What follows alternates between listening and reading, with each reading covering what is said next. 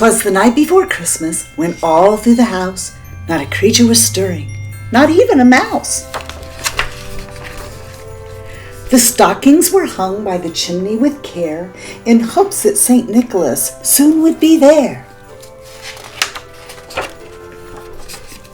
The children were nestled all snug in their beds, while visions of sugar plums danced in their heads, and Mama in her kerchief, and I in my cap, had just settled down for a long winter's nap. When out on the lawn there arose such a clatter, I sprang from my bed to see what was the matter. Away to the window I flew like a flash, tore open the shutters, and threw up the sash. The moon on the breast of the new-fallen snow gave a luster of midday to objects below, when what to my wondering eyes should appear but a miniature sleigh and 8 tiny reindeer, with a little old driver so lively and quick, I knew in a moment it must be St. Nick. More rapid than eagles his coursers they came, and he whistled and shouted and called them by name. Now Dasher, now Dancer, now Prancer and Vixen, on Comet, on Cupid, on Donner and Blitzen. To the top of the porch, to the top of the wall, now dash away all.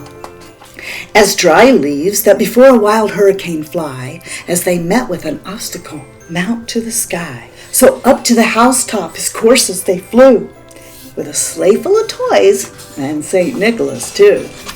And then in a twinkle I heard on the roof the prancing and pawing of each little hoof. As I drew in my head and was turning around, down the chimney St. Nicholas came with a bound. He was dressed all in fur from his head to his foot, and his clothes were all tarnished with ashes and soot. A bundle of toys he had flung on his back, and he looked like a peddler just opening his pack. His eyes how they twinkled, his dimples how merry, his cheeks were like roses, his nose like a cherry, his droll little mouth was drawn up like a bow, and the beard on his chin was as white as the snow.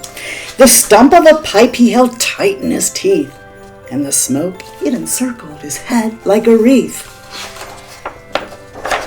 He had a broad face and a round little belly that shook when he laughed like a bowl full of jelly.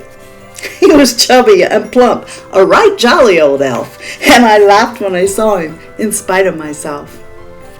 A wink of his eye and a twist of his head soon gave me to know I had nothing to dread. He spoke not a word, but went straight to his work, and filled all the stockings, then turned with a jerk, and laying a finger alongside of his nose, and giving a nod up the chimney he rose. He sprang to his sleigh, to his team gave a whistle, and away they all flew like the down on a thistle. But I heard him exclaim as they drove out of sight, "Happy Christmas to all, and to all a good night."